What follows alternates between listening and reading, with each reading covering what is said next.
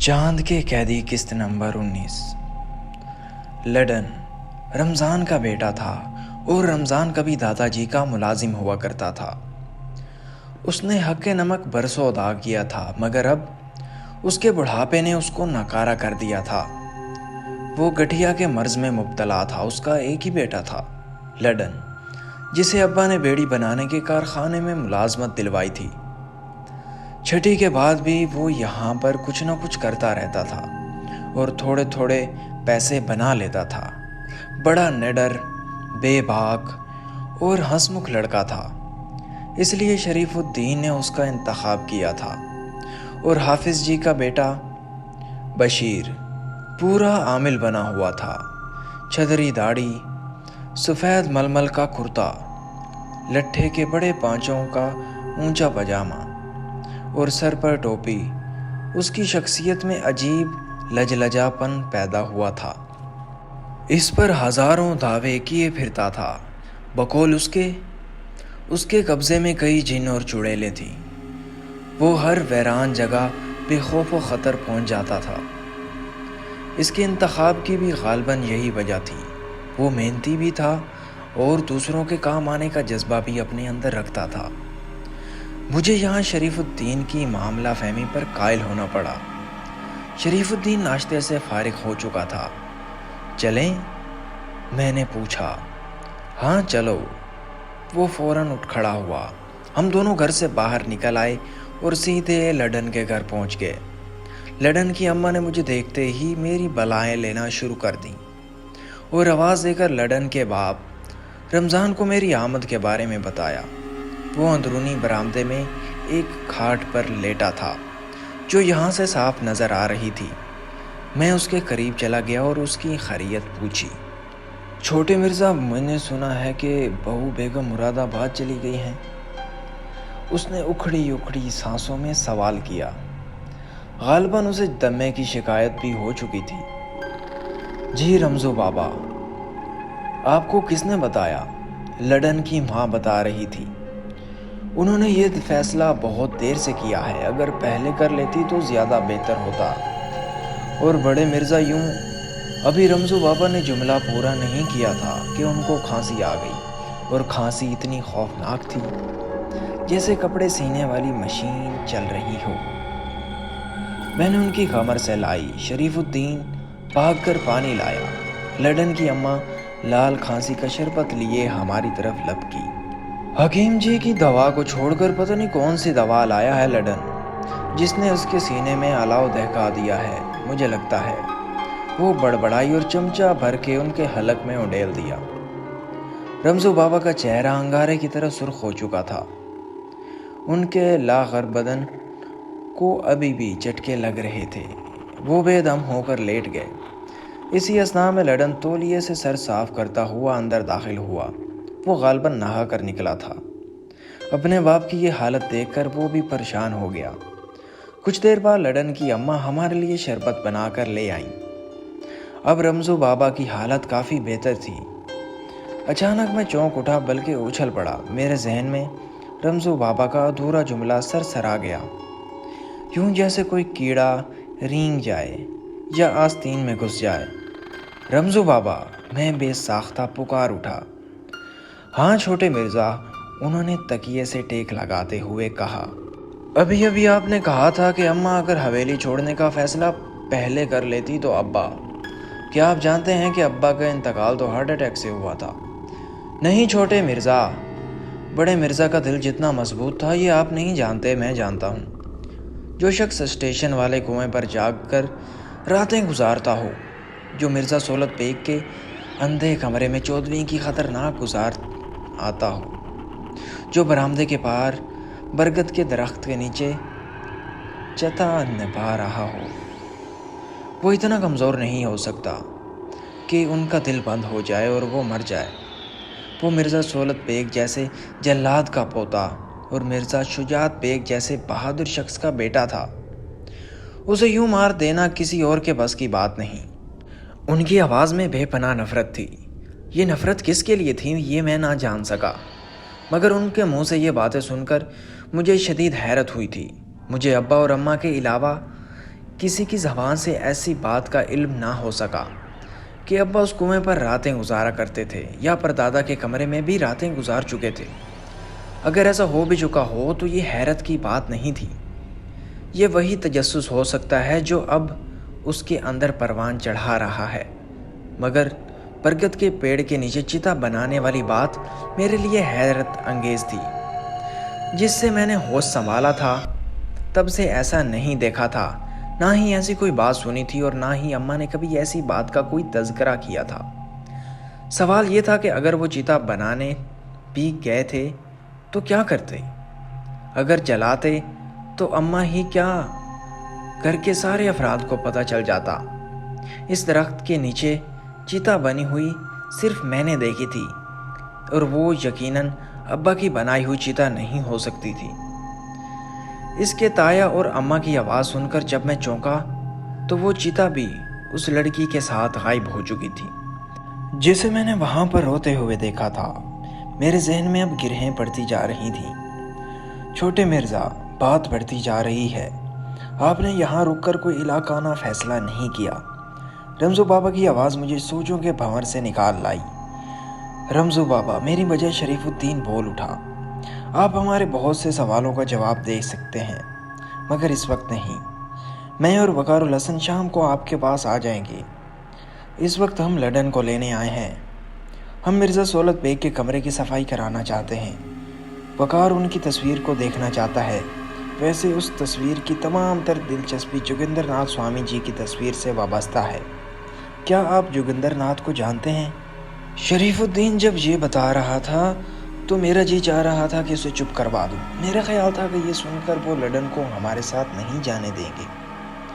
شریف الدین کی بات ختم ہوتے ہی میں نے رمزو بابا کی طرف دیکھا۔ حسب توقع ان کا چہرہ زرد پڑ چکا تھا۔ وہ بے چین ہو گئے۔ نہیں شریف الدین، ایسا نہیں کرو۔ جو چیز جہاں دفن ہے اسے وہیں رہنے دو۔ مجھے لڈن کی نہیں، وقار الحسن کی فکر ہے۔ الفاظ ان کے منہ سے اس طرح ادا ہو رہے تھے جیسے ان کا منہ جلتے ہوئے انگاروں سے ابھرا ہو، جیسے وہ جلد از جلد اگل کر اس اذیت سے نجات حاصل کرنا چاہتے ہوں۔ میری فکر نہیں کرے رمزو بابا، مجھے کچھ نہیں ہوگا، میں نے مضبوط لہجے میں کہا۔ وہ منہ سے کچھ نہیں بولے بلکہ نڈھال ہو کر دوبارہ لیٹ گئے اور ان کی نظر چھت پر ٹک گئی۔ ان کی سانس پر پھولنے لگی۔ آپ آرام کریں رمزو بابا، ہم شام کو آپ کے پاس آئیں گے۔ وہ یوں لیٹے ہوئے تھے جیسے ہماری بات ان کو سنائی ہی نہ دے رہی ہو۔ اگر ان کی آنکھوں کی پتلیاں حرکت نہ کر رہی ہوتیں تو میں ان کو مردہ سمجھ لیتا۔ میں ان کی حالت کے پیش نظر اٹھنا نہیں چاہ رہا تھا، لیکن شریف الدین نے مجھے چلنے کا اشارہ کیا۔ میں نہ چاہتے ہوئے بھی اٹھ کر چل پڑا اور جاتے جاتے لڈن کی اماں کو رمزو بابا کا خیال رکھنے کی تاکید کی۔ نامعلوم مجھے کس چیز کا دھڑکا تھا، ایک عجیب سا احساس تھا جو مجھے بے چین کر رہا تھا، میرے قدموں کو بوجھل کر رہا تھا۔ شاید میں ان سے اور بھی بہت کچھ معلوم کرنا چاہتا تھا۔ وہ یقیناً بہت کچھ جانتے ہوں گے۔ مجھے خود پر بہت حیرت ہوئی تھی کہ مجھے پہلے ہی ان کا خیال کیوں نہیں آیا۔ وہ میرے دادا کے خاص ملازم تھے تو یقیناً بہت کچھ جانتے ہوں گے۔ اب سے 15 برس پہلے تک انہوں نے ملازمت تو چھوڑ دی تھی مگر ہمارے گھر میں ان کا آنا جانا لگا رہا تھا۔ میں نے اکثر ابا کو ان سے باتیں کرتے ہوئے دیکھا تھا۔ وہ جب بھی آتے ابا ان کو اپنی بیٹھک میں لے جاتے اور پھر گھنٹوں ان سے باتیں کرتے رہتے۔ میں نہیں جانتا تھا کہ انہوں نے خود نوکری چھوڑی تھی یا ان کو نکال دیا گیا تھا۔ ممکن ہے کہ وہ میرے پردادا کے زمانے سے نوکری کر رہے ہوں گے اور پھر چھوڑ گئے ہوں گے۔ کچھ بھی تھا، مجھے اس بات کا شدت سے احساس ہو رہا تھا کہ وہ کچھ ایسی باتوں سے بھی واقف تھے جن سے میں واقف نہیں تھا۔ میں اپنی سوچوں میں گمسم چلتا جا رہا تھا شریف الدین اور لڈن کے ساتھ۔ مجھے پتہ ہی نہیں چلا کہ کب ہم حافظ جی کے گھر پہنچ گئے۔ حافظ جی کا بیٹا بشیر باہر درختوں کے نیچے بچھی چوکی پر اپنی آنکھیں بند کیے بیٹھا تھا اور حاجت مند اس کے ارد گرد بیٹھے تھے۔ شریف الدین کی آواز سن کر اس نے آنکھیں کھول دیں۔ شریف الدین اس کے قریب چلا گیا اور نہ جانے کیا کیا کچھ کہتا رہا۔ اس کے چہرے کا رنگ بدل گیا۔ اس نے پلٹ کر میری طرف دیکھا۔ اس کی آنکھوں میں ہلکا سا خوف تھا۔ وہ تذبذب کا شکار آتا نظر آ رہا تھا، مگر چند ہی منٹ بعد وہ چلنے کے لیے تیار ہو گیا۔ میں جانتا تھا کہ شریف الدین الفاظ کا جادوگر ہے، اس کے آگے بڑے بڑے شخص حوصلہ ہار سکتے ہیں۔ میں اور لڈن کافی فاصلے پر کھڑے تھے۔ کچھ دیر بعد بشیر نے وہاں بیٹھے لوگوں سے کچھ کہا۔ وہ ہاتھ جوڑتے ہوئے کھڑے ہو گئے۔ ان لوگوں کے جانے کے بعد بشیر گھر کے اندر چلا گیا۔ کچھ دیر بعد واپس آیا تو اس کے ہاتھ میں ایک کپڑے کا تھیلا تھا اور دوسرے ہاتھ میں تسبیح تھی۔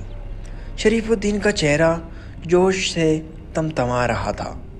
وہ بشیر کو لیے ہمارے قریب آ گیا۔ وقار الحسن، تم ان دونوں کو لے کر حویلی پہنچو، میں کھانا لے کر آتا ہوں۔ کھانا؟ ہاں کھانا۔ ظاہر ہے کہ ہم گھنٹے میں تو اپنے کام سے فارغ نہیں ہو سکتے، ابھی 8:30 بجے ہیں۔ میں 12 بجے کھانا کھانے کا عادی ہوں۔ میں خاموش ہو گیا۔ وہ ٹھیک کہہ رہا تھا۔ میں لڈن اور بشیر کو لے کر حویلی کی جانب چل پڑا، جبکہ شریف الدین راستے میں ہی ہم سے جدا ہو کر اپنے گھر جانے والے راستے پر مڑ گیا۔ ہم حویلی پہنچے۔ میں نے ان دونوں کو اپنے کمرے میں بٹھایا۔ لڈن تو پہلے ہی بے پرواہ نظر آ رہا تھا، مگر بشیر کی آنکھیں پھیلی ہوئی تھیں۔ وہ حویلی کی ایک ایک چیز کو نہایت ہی غور سے دیکھ رہا تھا۔ اس کی انگلیاں تسبیح کے دانوں کو تیز تیز گھما رہی تھیں۔ میرا خیال ہے کہ بشیر اور لڈن پہلی مرتبہ حویلی کے اندر آئے ہوئے تھے۔ ابا کے پاس بھی جو لوگ آتے تھے وہ حویلی کے سامنے آنے کی بجائے دائیں جانب بنے چھوٹے گیٹ سے اندر داخل ہوتے تھے، اور گیٹ کے برابر والا ہال اور ہال نما کمرہ بیٹھک کے طور پر استعمال کیا جاتا تھا۔ وہ گیٹ اس وقت بند تھا، اور چونکہ اس وقت حویلی میں خواتین بھی موجود نہیں تھی، اس وجہ سے میں ان کو سامنے والے دروازے سے لایا تھا۔ ہمیں ابھی آدھا گھنٹہ بھی نہیں گزرا تھا کہ شریف الدین کھانا لے کر آ گیا۔ چونکہ ہم میں سے ابھی کسی کو بھوک نہیں تھی، اس لیے اس نے فیصلہ کیا کہ تیسری منزل دیکھ لی جائے، پھر کھانا کھانے کے بعد صفائی کا کام شروع کیا جائے۔ چونکہ حویلی کے اندرونی حصے سے اوپر جانے والی سیڑھیوں کو جو بھی دروازہ لگا کر بند کر دیا گیا تھا، اور اس پر لگے تالے کی چابی کا بھی علم کسی کو نہیں تھا، اس لیے ان میں تینوں کے لیے برآمدے کے دوسری طرف والے حصے میں آ گیا، جہاں سے سیڑھیاں اوپر کی منزل کو جاتی تھیں۔ یہ وہی چبوترے کے سامنے والا راستہ تھا جسے مرزا سہولت بیگ استعمال کرتے تھے۔ سیڑھیاں دھول میں ہٹی ہوئی تھیں۔ ہم نے اللہ کا نام لے کر سیڑھیوں پر قدم رکھا تو اس پر بکھرے سوکھے پتے پیروں تلے آ کر چرمرا گئے۔ سیڑھیاں مضبوط تھیں۔ شریف الدین ان سیڑھیوں کو غور سے دیکھ رہا تھا۔ پھر میں نے اسے اچانک چونک کر جھکتے ہوئے دیکھا۔ میں رک گیا۔ میری نگاہیں اس پر جمی ہوئی تھیں۔ وہ جھکا ہوا سیڑھیوں کے اس حصے پر کچھ تلاش کر رہا تھا جہاں سے ریلنگ کو سہارا دینے والا لکڑی کا ستون سا زمین میں پیوست تھا۔ دوسرے ہی لمحے جب وہ سیدھا ہوا تو اس کے ہاتھ میں ایک چاندی کی باریک زنجیر تھی جس میں جگہ جگہ گھنگرو پڑے ہوئے تھے۔ وہ غالباً کوئی پائل تھی۔ میں اس پازیب کی حالت کو دیکھ کر چونک اٹھا۔ اسے دیکھ کر یوں لگتا تھا جیسے شریف الدین نے زمین سے نہ اٹھائی ہو بلکہ ابھی ابھی کسی سونار کے شوکیس سے نکالی ہو۔ پازیب نئی اور چمکدار تھی۔ میرے علاوہ لڈن اور بشیر بھی اسے حیرت زدہ نگاہوں سے دیکھ رہے تھے۔ شریف الدین ہمیں دیکھ کر مسکرایا اور بولا، حیران ہونے کی ضرورت نہیں ہے، یہ میری ہے، اور رات مجھ سے گر گئی تھی جب میں ورزش کرنے کے بعد یہاں بیٹھے بیٹھے سو گیا تھا۔ ممکن ہے کہ بشیر اور لڈن اس وضاحت سے مطمئن ہوں گے، مگر میں مطمئن نہیں ہوا۔ یہ وہ پائل بھی ہو سکتی تھی جس کی آوازیں میں کئی بار سن چکا تھا۔ شریف الدین نے مجھ سے نظریں چرا لیں اور پائل کو جیب میں ڈال دیا، اور پھر وہ بے خوف و خطر سیڑھیوں پر چڑھتا چلا گیا۔ اس کے پیچھے بشیر، پھر لڈن اور آخر میں میرے اندر خوف سے زیادہ تجسس تھا۔ یہ وہ تجسس تھا جو کئی عرصے سے میرے اندر پل رہا تھا۔ میں آج زندگی میں پہلی مرتبہ سیڑھیوں پر قدم رکھ رہا تھا۔ میری کیفیت بھی ان تینوں سے مختلف نہ تھی۔ میں بھی ایک ایک چیز کو آنکھ پھاڑ پھاڑ کے دیکھے جا رہا تھا۔ یہ ایک طویل برآمدہ تھا اور تھوڑے تھوڑے فاصلے پر لکڑی کے منقش ستون لگے ہوئے تھے۔ ان ستونوں کے درمیان لکڑی کا جنگلہ تھا جو سیڑھیوں کے دونوں جانب دور تک لگا ہوا تھا۔ سامنے قطار سے 3 دروازے تھے۔ تیسرے اور آخری دروازے سے کچھ فاصلے پر پھر ویسی ہی سیڑھیاں تھیں جو دوسری منزل پر جا رہی تھیں۔ پہلی منزل پر موجود کمروں میں ہمارے چاچوں کی رہائش گاہ تھی، جہاں وہ مراد آباد شفٹ ہونے سے پہلے رہا کرتے تھے۔ شریف الدین یہ بات جانتا تھا، اس لیے وہ ان بند کمروں کے دروازوں پر نظر ڈالتا ہوا آگے بڑھتا چلا گیا۔ وہ ان سیڑھیوں کی طرف بڑھ گیا جو آخری کمرے سے کچھ فاصلے پر بنی ہوئی تھی۔ پہلی منزل کا یہ برآمدہ کافی طویل تھا۔ ہمارے چلنے سے اس کا فرش چرچرا رہا تھا۔ ریلنگ پر لگی مٹی ہمارے ہاتھوں پر لگ چکی تھی اور میں کافی الجھن محسوس کر رہا تھا۔ ہم پہلی منزل عبور کر کے دوسری منزل پر پہنچے تو یہاں 2 کمرے بنے ہوئے تھے، لیکن ان کے دروازوں پر تالا نہیں لگا تھا۔ ان دروازوں پر بڑی بڑی کنڈیاں لگی ہوئی تھیں جو بند تھیں۔ ان کنڈیوں کے اوپر کچھ فاصلے پر ایک پیتل کی زنجیر سی لٹکی ہوئی تھی۔ اس زنجیر کے دوسرے سرے پر پیتل کی ایک ٹھوس سلاخ تھی جو کنڈی میں اٹکائی گئی تھی۔ ہم نے چاروں طرف ایک نگاہ دوڑائی اور اوپر جانے والی سیڑھیوں کی طرف چل پڑے۔ اچانک شریف الدین پلٹا اور اس نے حیرت سے میرے سر کے اوپر سے دوسری طرف دیکھا۔ میں نے پلٹ کر اس کی نگاہوں کا تعاقب کیا تو میں خود بھی حیرت زدہ رہ گیا۔ دور برآمدے میں آخری سرے پر چھت کے قریب 5 فٹ نیچے 2 چھتی بنی ہوئی تھی۔ اس 2 چھتی کو بھی سامنے لکڑی کے دروازے سے بند کیا گیا تھا۔ اس وقت ان دروازوں کا ایک پٹ کھلا ہوا تھا۔ اس کے کنڈے میں گیندے کی کئی ہار لٹکے ہوئے تھے۔ یہ ہار بہت زیادہ پرانے نہیں تھے، یوں لگتا تھا جیسے 1-2 روز پہلے انہیں لٹکایا گیا ہو۔ اسی دروازے کے نیچے سے اوپر تک سیاہی کی لمبی سی لکیر تھی، جسے اس لکیر کے عین نیچے کسی نے تیل یا گھی کا دیا جلایا ہو اور جس کی لو نے نکلنے سے گاڑھا سا دھواں یہ سیاہ لکیر ڈالتا ہوا اوپر کی جانب چلا گیا ہو۔ چھت پر بھی اس کی سیاہی پھیلی ہوئی تھی۔ میں اور شریف الدین غیر ارادی طور پر 2 چھتی کی جانب بڑھ گئے۔ ہم نے ایسی جگہ تلاش کرنے کی کوشش کی جہاں دیا رکھا جا سکتا ہو، مگر وہاں کوئی تاک نہیں بنا ہوا تھا اور نہ ہی کوئی ریک وغیرہ، لیکن دھوئیں کی لکیر اس بات کا ثبوت تھی کہ یہاں دیا جلایا جاتا رہا ہے۔